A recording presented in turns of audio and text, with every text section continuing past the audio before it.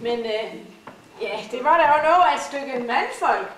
Men så var det jo, jeg så dem, og så tænkte jeg, hvad er et mandfolk, udover at jeg kunne, når jeg tænkte på, hvad jeg kunne tjene på at lege ud til dem. Det var sandelig også pænt af dem, frøken Friis. Jeg nu var for Hotel Fjordblink, at blev ramt af den overbelåningsskandale. Nå ja, hvad fanden.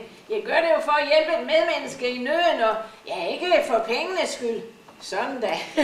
Tak, frøken Friis. Jeg tror, jeg vil hvile mig lidt, så hvis du vil... Ja, men de ringer bare, hvis de skal bruge noget. Det koster selvfølgelig et lille gebyr. Tak, frøken Friis. Tak.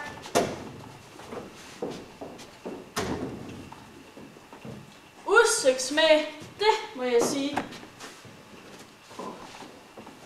Au, for satan! Der er en kvinde i min seng. Nej, det er det ikke! Ja, mig!